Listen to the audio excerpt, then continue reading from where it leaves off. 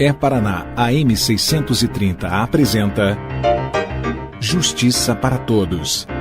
Tudo o que você precisa saber sobre justiça. Um programa produzido pela Associação dos Magistrados do Paraná.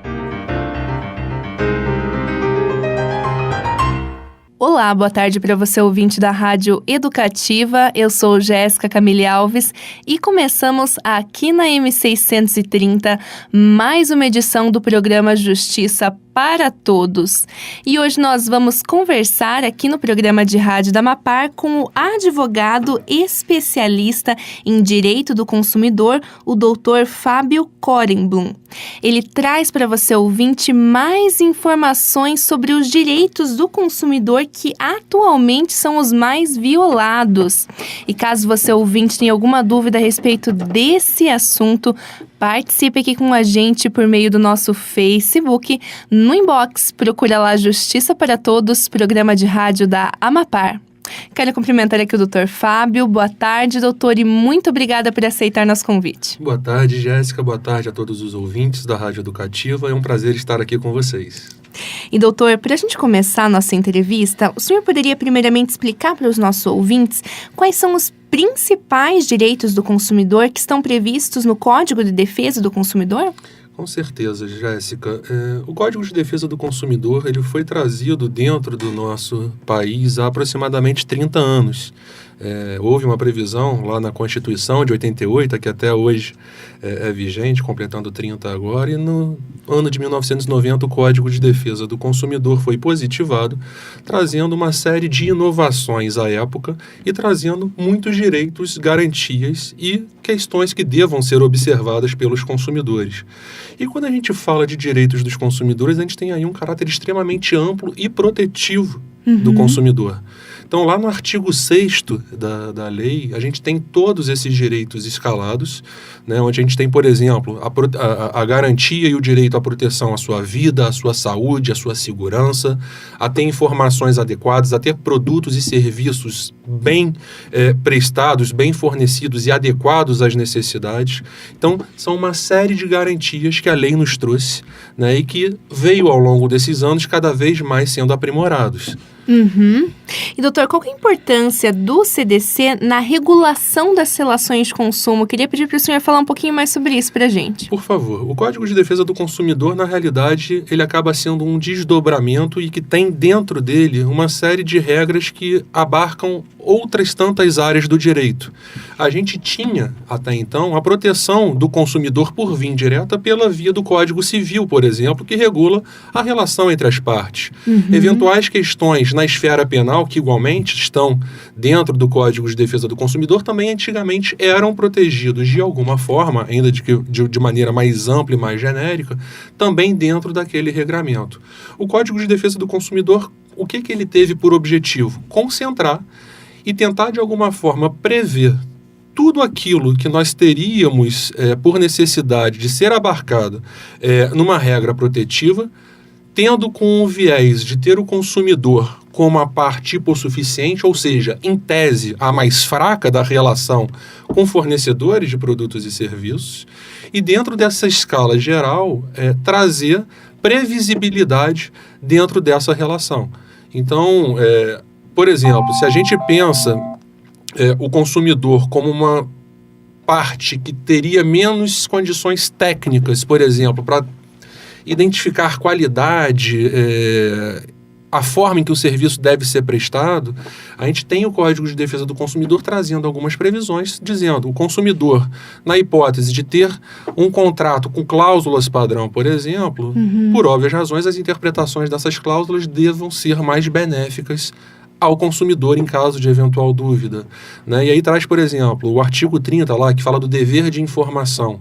A publicidade, quando levada ao mercado, ela deve ser extremamente clara, precisa, com linguagem adequada e que permita fazer com que o consumidor que vai contratar ou que pretende contratar aquele serviço tenha condições de, com a simples leitura daquele material publicitário, compreender aquilo que ele está comprando. Então, o Código de Defesa do Consumidor traz, de certa forma, esse arcabouço jurídico, sem querer adentrar muito na linguagem técnica, mas, enfim, esse conjunto de regras que visam resguardar os interesses do consumidor. Legal, doutor. Doutor, uma dúvida bem frequente sobre o assunto é se essas disposições do Código de Defesa do Consumidor também são aplicadas ao comércio eletrônico, que o pessoal chama de e-commerce, né? Sim, Jéssica, é uma questão extremamente interessante. Quando a gente teve a previsão, né, e o ingresso propriamente dito da legislação lá na década de 90, e isso vai acontecer ao longo dos anos, né, por conta dos avanços altamente tecnológicos. Hoje o que a gente discute em e-commerce, talvez daqui a 20 anos a gente esteja já num padrão completamente diferenciado. Naquela época não teria como ser previsto, mas o Código de Defesa do Consumidor e a legislação são extremamente dinâmicas e precisam observar a realidade do mundo. Então, o próprio Código de Defesa do Consumidor já traz essa previsão de, enfim, manter como política a revisão constante das práticas de mercado nacional e internacional, no sentido de trazer, de certa forma, esse equilíbrio e essa proteção, tá? A questão da relação de consumo. E quando a gente fala de e-commerce, do comércio eletrônico propriamente dito, ele não pode ficar à mercê dessa proteção.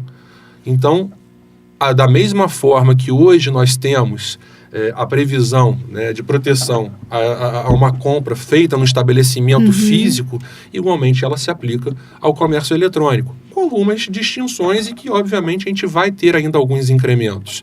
Por exemplo, hoje, se eu faço a compra de um produto dentro de um estabelecimento físico, eu vou precisar observar, eventualmente, a política de trocas, caso tenha algum problema com aquele produto que eu adquiri. Sim. Com relação ao comércio eletrônico, a gente tem a previsão expressa no Código de Defesa do Consumidor, que é a questão do direito de arrependimento, o direito de desistência.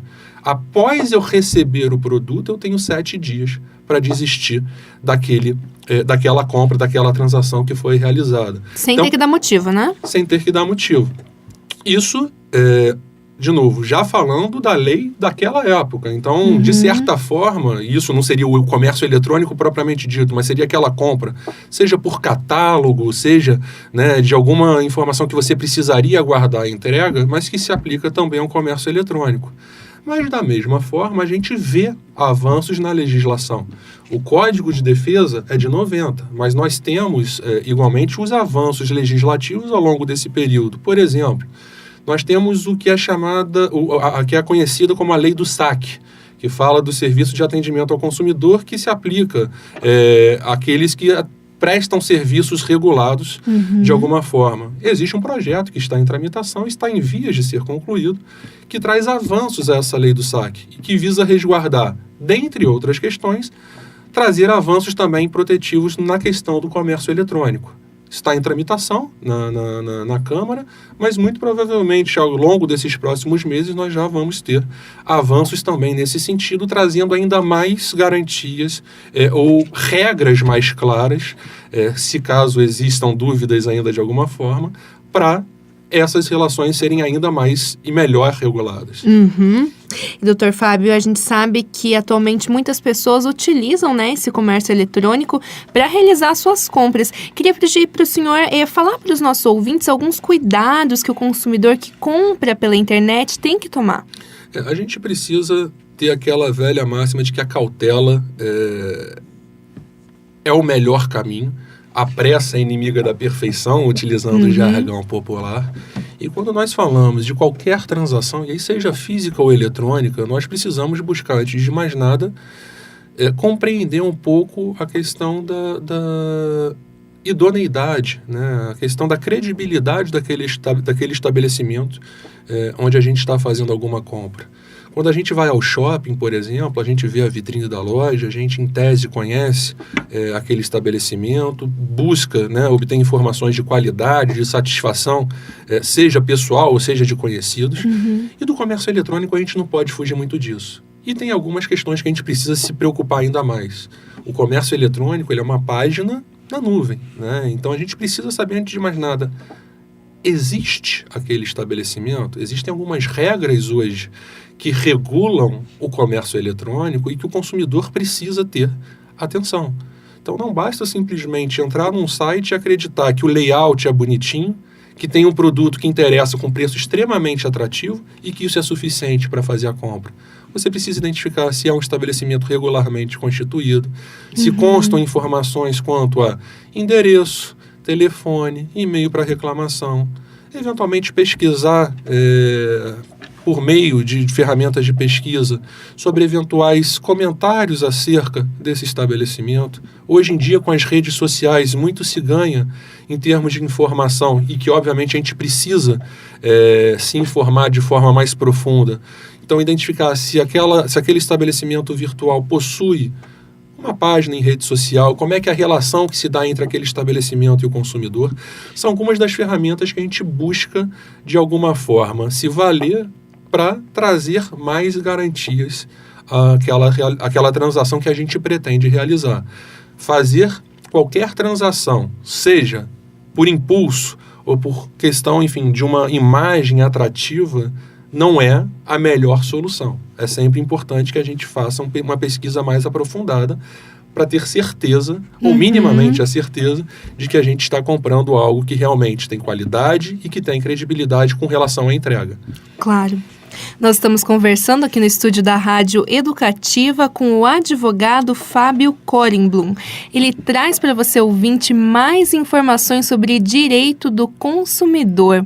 E você, ouvinte, sempre pode participar aqui com a gente, dando a sua opinião, falando a sua dúvida ou até mesmo sugerindo algum tema aqui para o nosso programa por meio do nosso Facebook. No inbox, procura lá Justiça para Todos, programa de rádio da Amapar. E, doutor, queria pedir para o senhor falar um pouquinho para a gente sobre quais são as reclamações mais frequentes dos consumidores com relação à violação dos seus direitos e quais situações chegam mais frequentemente ao Poder Judiciário. Vamos lá, Jéssica. A gente, falando um pouquinho de Poder Judiciário e respondendo de trás para frente a sua indagação, Fica à vontade, a indagação doutor. dos consumidores. O Poder Judiciário ele se mostrou como um grande guardião da justiça ao longo dos últimos anos e com o avanço legislativo a gente percebe que nós saímos, antes da década de 80, não de um acesso à justiça mais restrito, mas que talvez não tivesse tanta informação. Mas com a Constituição, com o Código de Defesa do Consumidor, com a Lei dos Juizados Especiais Cíveis, depois, enfim, os juizados fazendários, as varas especializadas em direito do consumidor e todas as campanhas publicitárias e com a atuação também dos órgãos públicos, sejam os PROCONs, o SENACOM, a questão do próprio Ministério Público e as delegacias de consumidor, o que nós percebemos ao longo dos últimos anos e décadas foi um avanço muito grande na informação prestada para os consumidores em geral. Então, se a gente tinha em algum dado momento uma justiça que talvez não fosse tão acessada para buscar dirimir conflitos de consumidores, hoje a gente percebe que a justiça é extremamente utilizada e, inclusive, seria um momento de reflexão para todos nós. Seria a justiça a primeira e única via para a resolução desses conflitos? Se é que são conflitos? E aí, voltando, quais são as principais reclamações? Nós temos das mais variadas, seja insatisfação com relação à qualidade de serviços ou produtos, eventualmente cobranças sendo realizadas de forma indevida ou às vezes não compreendida pelo consumidor. Às vezes a questão, falando do comércio eletrônico e falando de varejo em geral, por vezes a questão de atraso na entrega de mercadorias ou eventual vício que os produtos apresentam ao longo do tempo. Essas, de uma forma geral, são as principais reclamações. Só que me parece que a gente precisa refletir um pouco sobre a importância da justiça, que sempre vai ser importante, mas saber exatamente se ela é o único caminho que precisa ser buscado. Nós estamos vivendo um momento onde a gente vê a todo momento, eu acho que o judiciário hoje, se não é principal, é um dos principais elementos da mídia e do noticiário brasileiro. A gente sabe que é extremamente confiável e que a gente precisa buscar, obviamente, levar ao judiciário aquilo que precisa ser levado. Então, primeira coisa, se é que a gente pode pensar em termos de orientação ou falar de um caminho das pedras a ser seguido, conciliar é a melhor opção. Enfim, tentar resolver administrativamente, compor, conversar é o melhor caminho. O que a gente vê por vezes, enfim, são ações eventualmente ajuizadas sem que a empresa, sem que o fornecedor tenha conhecimento dessa insatisfação do consumidor. Então, a primeira dica ou sugestão que eu busco dar é: tente resolver administrativamente. E que na grande maioria das vezes, creio eu, que é possível se resolver. Então, dentro desse contexto geral, são as principais reclamações que a gente vê de uma forma mais ampla, que a gente vê no judiciário e que a gente vê em todo esse caminho percorrido dentro dessas relações de consumo de hoje em dia. Interessante. E, doutor, segundo o ranking anual do Instituto Brasileiro de Defesa do Consumidor, os planos de saúde estão no topo dessas reclamações pelo 6º ano consecutivo. E o senhor poderia falar um pouquinho para a gente o motivo pelo qual esse serviço gera tanta insatisfação do consumidor? Jéssica, esse ranking é extremamente importante, essa avaliação de quantidade de ações ou de reclamações, porventura, demandadas na esfera do Poder Judiciário, mas eu costumo fazer uma leitura talvez mais profunda ou mais ampla dessa informação. Quando a gente fala de números absolutos de ações ajuizadas, a gente está falando, obviamente, de um elemento que é extremamente importante para fins de avaliação, mas que não necessariamente são capazes de nos trazer um retrato para falar que os planos de saúde hoje demandam uma grande atenção porque gera insatisfação ou que tem uma eventual falta de qualidade. Por óbvias razões, quando nós falamos de plano de saúde, a gente está falando do bem mais importante do ser humano, que é a vida. Né? E, obviamente, quando a gente fala de vida, tudo é muito mais sensível. Quando a gente fala de números absolutos e diz que houve um incremento, que há, né, uma liderança, se é que a gente pode assim dizer, num ranking de avaliação de demandas dentro do Poder Judiciário, eu acho que é preciso também trazer por trás desse número absoluto outros elementos que nos permitam identificar, antes de mais nada, se há realmente insatisfação ou o que leva a esse ajuizamento. Por exemplo, dessas reclamações, dessas ações, quantas foram objeto de tratativa via canal de atendimento ao consumidor? Teve o plano de saúde chance de explicar ou eventualmente até de resolver? Porque, enfim, todas as empresas são formadas de seres humanos, né? Então, estamos igualmente sujeitos, né, todos nós, a cometer equívocos ou mais interpretações. Então, houve eventual tratativa diretamente com a operadora? Segunda questão, né, em números absolutos a gente não consegue dizer eventualmente índice de resolutividade dessas demandas. Quantas dessas ações são eventualmente encerradas ou tratadas na origem com acordos, com conciliação? Porque, por vezes, seja pelo não tratamento adequado na via administrativa ou, eventualmente, uma não composição adequada, foi-se necessário levar ao judiciário. Então, o índice de resolução por via de autocomposição de acordo me parece ser também um elemento importante de avaliação. E, por fim, a própria questão de avaliação de êxito dessas demandas. São todas, de fato, procedentes? Por vezes, né, a gente, quando fala do plano de saúde, a gente pensa naquela questão muito ampla. O plano é obrigado a cobrir absolutamente tudo aquilo que eu, eventualmente, tenha e que eu mereça tratamento imediato. Mas nem sempre é assim. A gente sabe que tem planos diferenciados, com contratações diferenciadas e mal comparando com os nossos serviços de telefonia que, enfim, eu acho que hoje é difícil a gente acordar e não fazer outra coisa que não ver o telefone na primeira hora do dia para saber se teve mensagem, se teve alguma coisa do gênero. Todos têm direito a ter acesso ao mesmo tipo de informação nos seus telefones. A gente tem planos diferenciados. Se eu tenho um pacote de dados, eu vou conseguir acessar sites, vou conseguir acessar redes de notícia, redes sociais.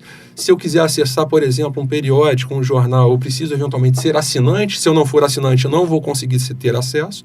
Mal comparando com o plano de saúde, nós sabemos também que existem níveis diferenciados de atendimento. Então, sem querer me alongar muito nessa questão, mas me parece que a gente precisa também fazer uma avaliação um pouco mais ampla desses números absolutos. Tem questões que precisam sim ser resolvidas, temos sim, né, um bem extremamente sensível, que é a vida, né, do cidadão, a vida do consumidor, mas que a gente precisa realmente, não só nos planos de saúde, mas de uma forma muito ampla, compreender e buscar essa resolução de uma forma mais efetiva. Uhum. Interessante, doutor. E, doutor, mudando um pouquinho o foco da nossa entrevista, mas também para um assunto bem interessante que gera bastante polêmica, que é a questão da proteção dos dados pessoais. No Brasil, a gente ainda não tem, né, uma lei responsável pela proteção desses dados.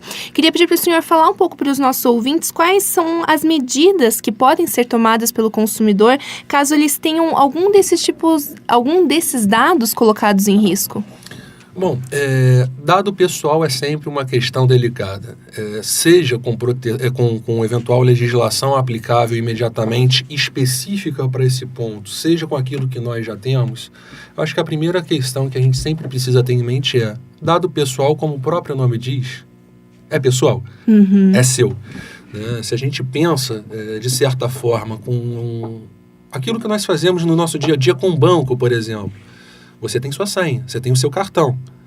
Você é responsável pela administração e gestão daquele documento e dos dados que circulam aquele documento. Se você, porventura, cede o seu cartão a alguém com aquela senha, você está dando um cheque em branco, por assim dizer, para que aquela pessoa que você cedeu a utilização do cartão faça aquilo que quiser no seu nome.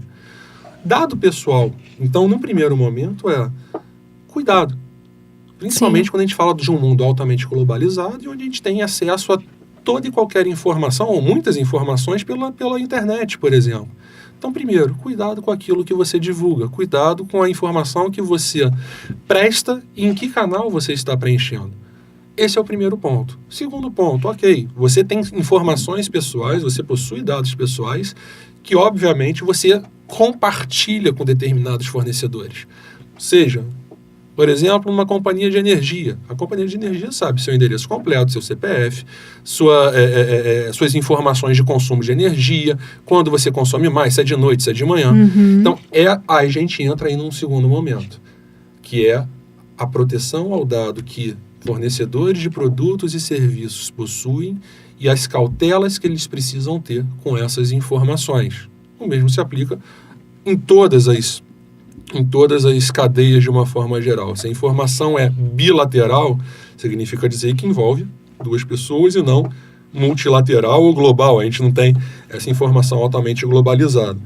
O consumidor, ainda que não haja hoje uma lei específica que traga essa proteção específica de dados no Brasil, nós sabemos que existem já avanços globais. Nós temos o novo marco europeu, que está agora já entrando em vigor, para a proteção de dados, não apenas no âmbito da Europa, mas de cidadãos europeus fora da Europa. Então, isso já traz uma preocupação muito grande para todo o mundo, por conta das imposições que essa legislação traz. Nós temos no Brasil, de forma indireta, mesmo direta, a proteção à intimidade, a proteção à inviolabilidade e sigilo de informações que a própria Constituição já nos traz, de sigilo telefônico, sigilo de dados bancários, de uma forma ampla, que já traz também proteção ao consumidor. E como eu tive chance de comentar anteriormente, nós temos a lei do saque e nós temos já esse projeto de revisão e ampliação de regramentos dentro dessa questão do Código de Defesa do Consumidor, e esse novo decreto e essa nova lei do saque traz expressamente alguns dispositivos que visam trazer segurança à proteção dos dados também do consumidor. Então, o que nós observamos, primeiro, ainda que nós não tenhamos um regramento com questões muito claras daquilo que precisa ou não ser feito, a gente tem o legislador preocupado com essa questão e tramitando avanços nesse sentido. 2, nós temos regras gerais que, por via indireta, trazem essas mesmas proteções. E a gente tem, por óbvias razões, a necessidade de se preocupar também no nosso dia a dia em como utilizar os nossos dados pessoais e se nós devemos utilizar os nossos dados pessoais para determinadas transações ou determinadas movimentações que nós fazemos de uma forma mais ampla. Legal, doutor. Doutor, também queria pedir para o senhor falar um pouquinho para os nossos ouvintes como que o consumidor ele pode proceder caso ele tenha algum dos seus direitos violados. Como que ele pode recorrer ao judiciário, frisando o que o senhor comentou com a gente também, caso ele não tenha conseguido resolver aquele problema por uma via administrativa também, né? Certo, Jéssica. Na verdade, nós sabemos que, regra geral, o judiciário sempre vai ser uma porta aberta a todo e qualquer cidadão que tem expectativas, enfim, tem aquele direito subjetivo de acreditar que possui algum direito violado. Mas, de novo, eu acho que primeiro canal sempre, tentar resolver administrativamente. Eu acho que é o melhor caminho de uma forma geral. E nós temos uma série de outras tantas previsões para a busca de resolução dessas insatisfações. Nós temos hoje, espalhado por todo o país, PROCONs, que são os órgãos que são voltados para a proteção aos direitos e deveres dos consumidores de uma forma mais ampla. Então, são procedimentos administrativos que têm, por regra, colocar o consumidor frente a frente com o fornecedor, com o objetivo de resolver também essa questão. E, de novo, o objetivo maior sempre é a composição. Né? Eu acho que tudo que todo mundo mais quer é viver num ambiente harmônico, num país harmônico. E, por último, nós temos, igualmente, o judiciário. O judiciário tem hoje um facilitador muito grande, que são os juizados especiais. São procedimentos que, em regra, são gratuitos em primeiro grau. Então, não há um custo para se ajuizar a ação. Existe a possibilidade, né, nas causas de até 20 salários mínimos, ter o ajuizamento sem a necessidade do acompanhamento de advogado. Então, é um facilitador também que a Lei 9.099, socorrendo igualmente o Código de Defesa do Consumidor, trouxe para facilitar ainda mais a questão do acesso à justiça. E tem de uma forma ampla, enfim, os juizados buscam e atendem um nicho que são de demandas até 40 salários mínimos. Né? Então, todas essas questões podem ser tratadas também com apoio de advogados dentro dos juizados ou, enfim, na justiça comum, também buscando se socorrer nesse sentido. Agora, o que a gente precisa, de novo, ter em mente, a gente vive se nós pegarmos a relação de consumo, ela não é uma relação fornecedor-consumidor apenas. Né? Isso é apenas um dos traços que nós temos dentro de toda a relação. A gente tem, na verdade, um círculo. Se a gente tem, eventualmente, um círculo vicioso, não basta simplesmente mexer num ponto dessa circunferência. A gente tem que mexer na circunferência como um todo. Então, basicamente, para se transformar um círculo vicioso num círculo virtuoso, onde todo mundo está feliz, a gente precisa realmente dessa conscientização muito ampla de consumidor, judiciário, sociedade, fornecedores, para que, enfim, haja essa relação harmônica e que a gente possa realmente trazer sempre esse índice alto de resolutividade. Doutor Fábio, infelizmente nosso tempo está acabando, mas para a gente finalizar a nossa entrevista, queria pedir para o senhor falar um pouquinho para a gente quais são os desafios e o papel também dos operadores do direito que atuam nessa área. Bom, muito obrigado, já aproveitando pela oportunidade, Jéssica. A gente tem desafios muito grandes nesse século XXI dentro da área de consumidor. A gente hoje vê um mundo altamente globalizado, sendo altamente preenchido também por ferramentas de robotização e de tecnologia, mas a gente tem que saber que, acima de tudo, nós estamos tratando de relações interpessoais e humanas. Então, o nosso grande desafio é trazer essa pessoalidade, né, no atendimento ao consumidor, ainda que nós nos valhamos de tecnologia para atendê-los de forma mais eficiente. A gente vai ter essa necessidade de cada vez mais ser altamente rápidos, altamente eficazes, altamente efetivos no atendimento desses tipos de demanda, porque se a gente for parar para pensar que há 30 anos atrás a gente receberia um produto meia hora depois da nossa compra feita pela via eletrônica, era algo, acho que, inimaginável. Hoje, para a gente, é mais do que previsível, e daqui a 20 anos a gente, quiçá, sabe como é que a gente vai enfrentar. Então, a gente precisa ser altamente especializado, tem que ser altamente técnico e tem que estar extremamente preocupado com a manutenção e fidelização do consumidor em todas as cadeias, né? Eu acho que tudo que todo fornecedor quer é cliente fidelizado. Cliente fidelizado é cliente feliz e é cliente que faz a propaganda que é a melhor que existe, que é a propaganda gratuita. Sim. Então, a nossa maior preocupação, de certa forma, é que a gente tenha, né, esse avanço tecnológico sendo utilizado a favor da relação de consumo, mas sempre buscando a satisfação. Eu acho que nossa maior preocupação dentro das relações de consumo é a satisfação do consumidor. Uhum. Doutor Fábio, infelizmente nosso tempo acabou mesmo, mas eu quero novamente agradecer a participação do senhor aqui no programa de rádio da Mapari e até uma próxima vez. Jéssica, muito obrigado pela atenção e agradeço também a todos os ouvintes. E a gente fica por aqui com o programa Justiça para Todos e voltamos amanhã às 3 horas da tarde. E é claro, ouvinte, eu espero a sua companhia. Um ótimo dia e até lá! A E-Paraná AM 630 apresentou Justiça para Todos. Tudo o que você precisa saber sobre a justiça. Um programa produzido pela Associação dos Magistrados do Paraná.